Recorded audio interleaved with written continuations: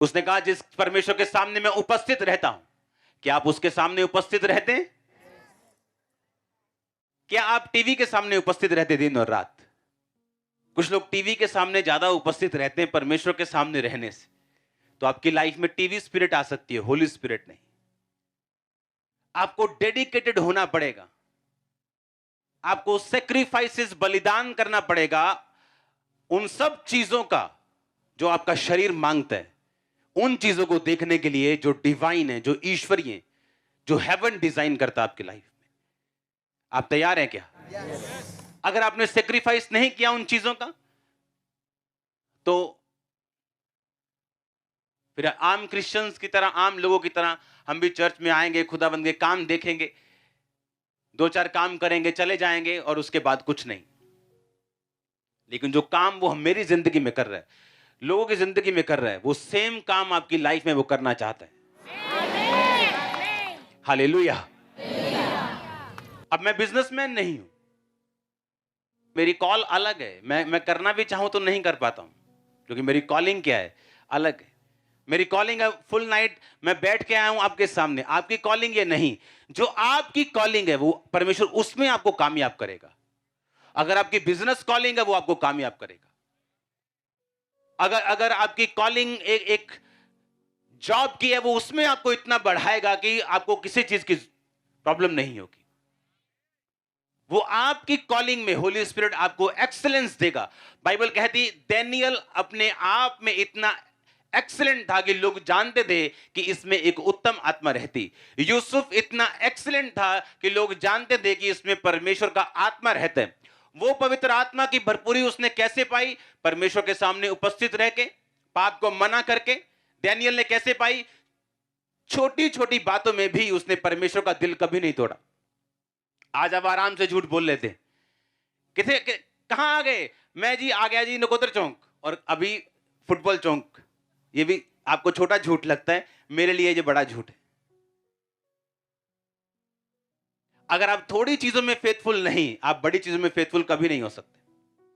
अगर आपकी बात सीधी सीधी नहीं, हां की हां और ना की ना नहीं, आप पवित्र आत्मा से भरपूर नहीं हो सकते।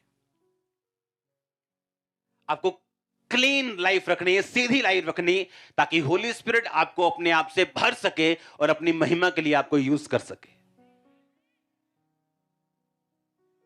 हालेलुया।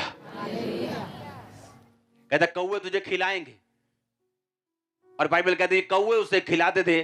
और लिखा जब पानी वहां पे खत्म हो गया तो परमेश्वर का वचन फिर उसके पास पहुंचा। उसे पढ़ेंगे हम। उसने कहा, अब परमेश्वर ने कहा चल कर सिदोन के सारपत नगर में जाकर वहीं रह। मैंने वहां एक विधवा को तेरे खिलाने की आज्ञा दी है। वह वहां से चल दिया और सारपत को गया, और नगर के फाटक के पास पहुंचकर क्या देखा कि एक विधवा लकड़ी बीन रही है। उसको बुलाकर उसने कहा, किसी पात्र में मेरे पीने को थोड़ा पानी ले आ। और जब वह लेने जा रही थी तब उसने पुकार कर कहा, अपने हाथ में एक टुकड़ा रोटी भी मेरे पास लेती आ। उसने कहा, तेरे परमेश्वर यहोवा के जीवन की शपथ, मेरे पास एक भी रोटी नहीं, केवल घड़े में मुट्ठी भर मैदा और कुप्पी में थोड़ा सा तेल है। और मैं 1-2 लकड़ी बीन कर लिए जाती हूं कि अपने बेटे के लिए और अपने लिए पकाऊं और हम उसे खाएं और मर जाएं। एलिय्याह ने उससे कहा, मत डर, जाकर अपनी बात के अनुसार कर, परंतु मेरे लिए एक छोटी सी रोटी बनाकर मेरे पास ले आ, और फिर उसके बाद अपने और बेटे के लिए बनाना। क्योंकि इज़राइल का परमेश्वर यहोवा यूं कहता है कि जब तक यहोवा भूमि पर बारिश ना बरसाएगा तब तक ना तो घड़े का मैदा समाप्त होगा, ना उस कुप्पी का तेल घटेगा। तब वह चली गई और एलिय्याह के वचन के अनुसार किया। तब से वह और स्त्री और उसका घराना बहुत दिन तक खाते रहे।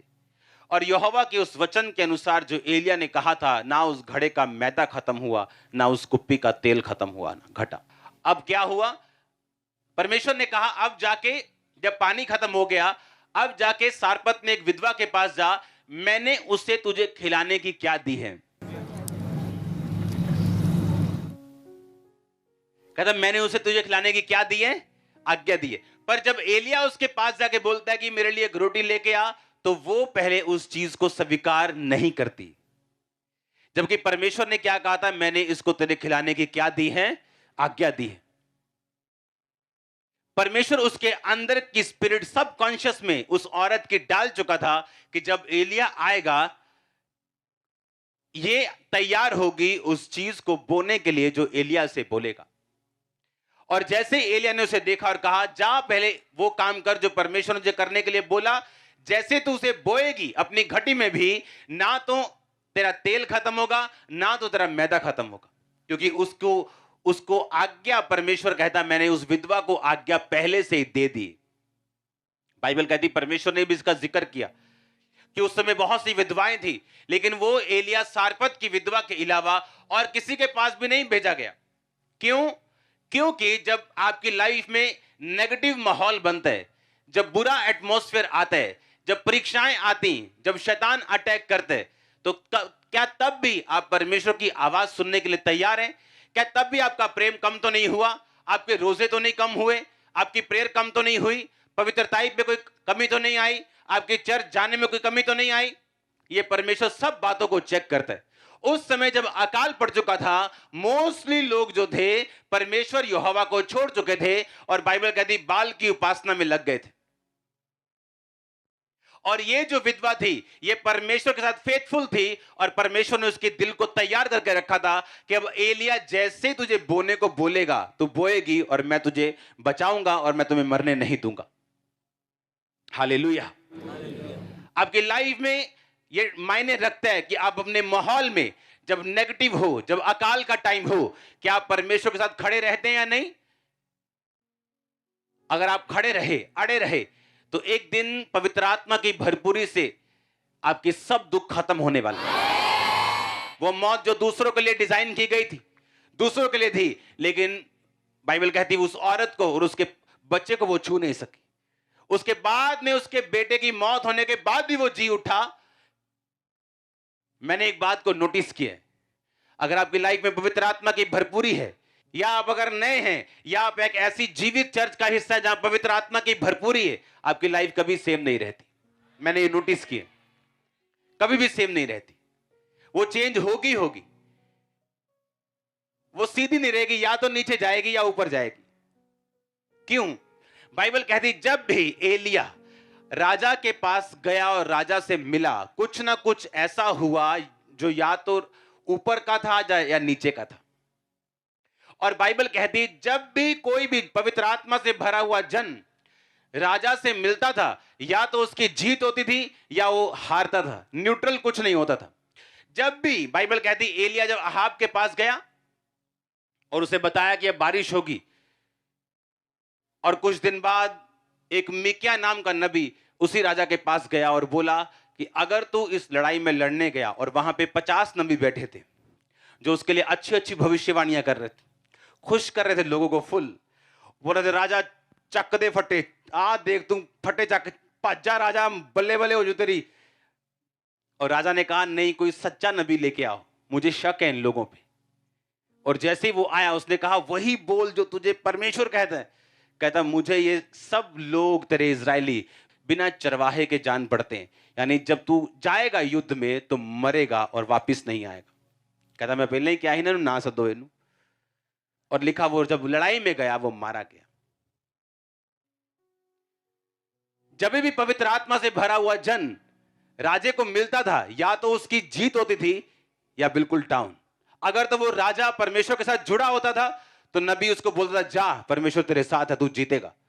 तेरे थोड़े लोग हैं, तू जीतेगा, बहुत कम है तब भी जीतेगा। और जब वो राजा परमेश्वर के खिलाफ चलता था और कोई सच्चा नबी जब उसे मिलता था, उसे बताता था कि राजा तू मरेगा, और ऐसा ही होता था। जब पवित्र आत्मा की भरपूरी आपकी लाइफ में आती, या आप ऐसी चर्च में ऐसे जीवित लोगों के संगति में जाते जहां होली स्पिरिट की भरपूरी है, लाइफ कभी सेम नहीं रहती। अगर आप एक्साइटेड हैं खुदावंद के लिए, खुदावंद में तौबा करने के लिए तैयार, आप जिस मर्जी बड़े भारी पाप में क्यों नहीं है, अगर आज आप तौबा कर लें, ये पवित्र आत्मा की प्रेजेंस आपको पॉजिटिव ब्लेस करेगी। आज अगर आप तौबा कर लें कि परमेश्वर मैं तौबा करता हूं, मैं ये गुनाह नहीं करूंगा, मैं ये काम नहीं करूंगा, मैं तुझ में सीधा चलूंगा, रोज तेरे सामने उपस्थित रहूंगा, अपने आप को होली स्पिरिट से फिल करूंगा, अपने आप को इन चीजों से बचा के रखूंगा। हालेलुया। और जब आप इंस्ट्रक्शंस को फॉलो करते हैं, जब इंस्ट्रक्शंस आपको दी जाती हैं, आपको वचन दिया जाता है, आपको वर्ड दिया जाता है और आप फॉलो करते हैं, वो सेम रिजल्ट जो उस विधवा ने देखा आप अपनी लाइफ में देखते हैं। ये निशानी है पवित्र आत्मा की भरपूरी की उस स्थान पे जहां आप जाते हैं। ये निशानी है पवित्र आत्मा की भरपूरी की उस सेवक में जिसके पास आप जाते हैं। हालेलुया। आपकी लाइफ सेम नहीं रहने वाली। आमीन। ऊंचाई आशीष आपकी ही। आप तैयार हैं उस होली स्पिरिट से फिल होने के लिए? आपको उन ड्रामों से क्या आना पड़ेगा? ऊपर आना पड़ेगा। ड्रामा समझ गए? कौन सा वाला? कौन सा वाला? हीलिंग होगी कि नहीं होगी, ये काम होगा कि नहीं होगा, ये वीजा आएगा कि नहीं आएगा, ये पता नहीं ये काम होगा कि नहीं होगा। वो ड्रामा चल रहे दिमाग में। और एक दिन प्रेयर खत्म है, एक दिन स्लो है, एक दिन कम है, एक दिन अच्छा टेस्टिमनी देख ली, विश्वास बढ़ गया, दूसरे दिन कम हो गया। जो इन ड्रामों से क्या है, ऊपर आ गया। जिसको मालूम है वो जीवित परमेश्वर है, मुझे छुड़ाए ना छुड़ाए वो मेरा क्या है। अपने हाथों को उठाओ, अपने हाथों को हिलाओ और अपने आप को बाहर रखो इन सब ड्रामों से। इकरार करो वो मेरा परमेश्वर है, मेरा परमेश्वर। इकरार करो वो मेरा परमेश्वर, मेरा सर्वशक्तिमान छुड़ाने वाला परमेश्वर है और मैं उसी का बेटा और बेटी हूं। अपने हाथों को हिलाओ। Thank you Jesus. तेरे वचन के अनुसार मैं करूं खुदावंद और बरकत को पाऊं, अपनी जिंदगी में पवित्र आत्मा की भरपूरी को पाऊं। उठाओ अपने हाथों को प्रार्थना में।